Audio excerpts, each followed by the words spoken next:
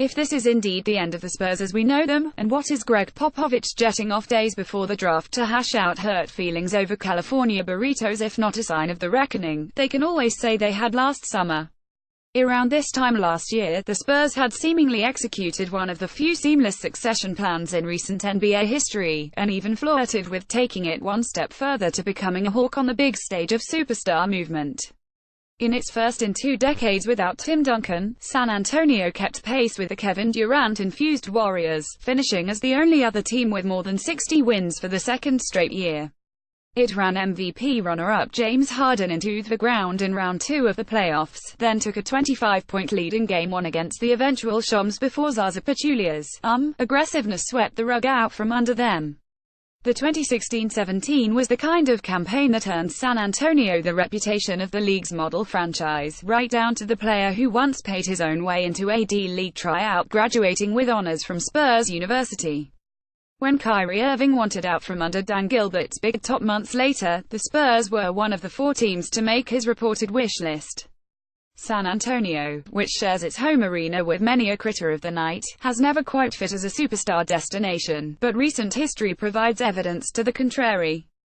2 years before Irving showed interest, the Spurs went toe-to-toe with Los Angeles and New York to win the LaMarcus Aldridge sweepstakes. At a time when Greg Monroe also spurned more metropolitan cities for Milwaukee and Durant sold shoes while playing from one of the only NBA markets smaller than San Antonio, Aldridge's signing was hailed as a victory for institutional stability in a league largely dictated by big-market exceptionalism. On a much smaller scale, the team also lured Pau Gasol to the Southwest 2 years after he passed on Oklahoma City. But as the Spurs chased the Kyrie carrot late last offseason, they quietly managed one of their own stars' summer of discontent. Aldridge's restlessness with the franchise, and its fans with him, was public record by the time San Antonio was swept out of last year's conference finals. The extent of his unrest, however, wasn't known until months later. Aldridge had outright demanded to be traded, Greg Popovich told reporters in January, forcing the longest-tenured coach in the NBA to reconsider his approach. "I said, whoa, nobody's ever said that to me before," Popovich said. "It's my 20-whatever year, and nobody's ever said that, like, I'm not enjoying this. I'm not confident. I'm not sure you want me here. I want to be traded." Pop's self-reflection in response wound up becoming just another example of the franchise's renowned culture in action.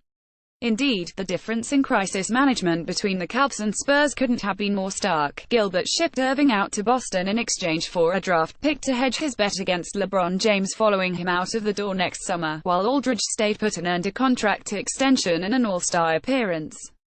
But nearly a year later, the Aldridge affair feels like a canary in the coal mine. As tensions thawed between the organization and Aldridge, Kawhi Leonard, a top 3 finisher in MVP voting the previous 2s, was slow boiling. Leonard and his inner circle proceeded to drag San Antonio like never before over the course of the 2017-18, introducing it to all of the glamorous parts of life with a modern superstar that it missed out on while team building at the paintball field. It's foolish to assume that the Spurs Palace intrigue has amounted to nothing more than disagreements over proper wine pairings for more than 2 decades. Duncan's dalliance with Orlando would have elicited around-the-clock coverage if it had happened a decade later. The Duncision, and Tony Parker, despite his recent critiques of Kawhi, is hardly an expert in teammate relations. But the league's standard-bearer being reduced to infighting via Shams tweets has been jarring, to say the least. It's like spotting Meryl Streep at a Carl's Jr. The medical component of the catharsis cannot be understated. While recent reports speak to feelings of betrayal stemming from comments made by Parker and Pop to the media, the disagreement, at its core, is over proper care.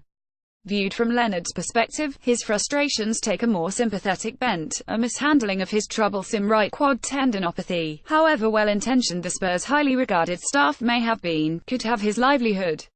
But it's similarly hard to impugn the entire Spurs organization.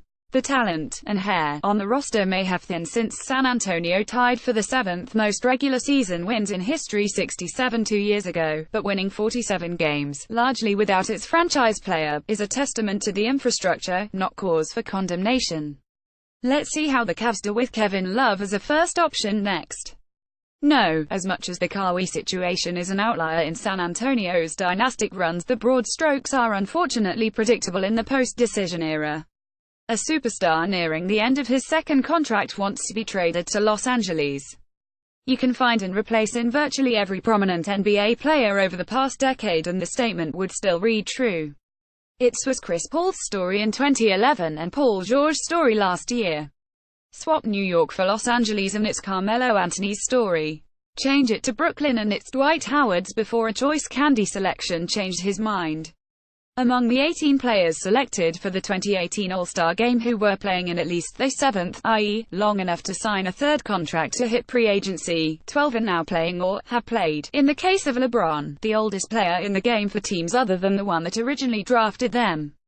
4 of the 8 acquired via trade changed teams within a year of the previous All-Star Game, including DeMarcus Cousins, who was traded during it.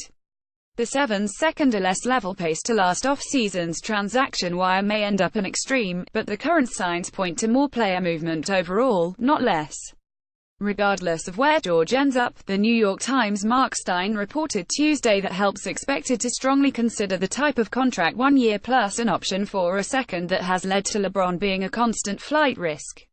The cap crunch brought about by the excess of the summer of 2016 could make for a more robust trade market this offseason.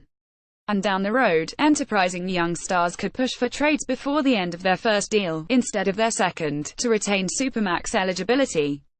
But more than anything, teaming up is a survival instinct in response to league environs, in the same way the elite center prospects in this year's draft are all shooting threes. To be a contender in the Warriors' NBA, you need help.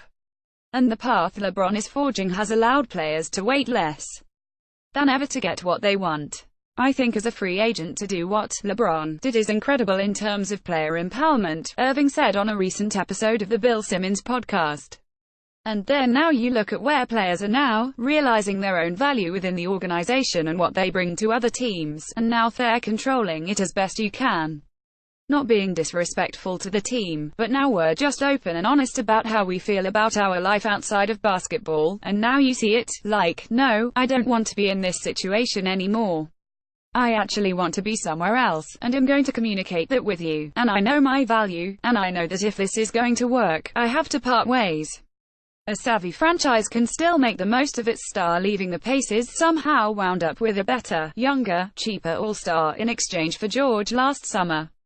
But in an age when the players have more power than ever, even the most successful franchise in the league can't be confident in best-laid plans.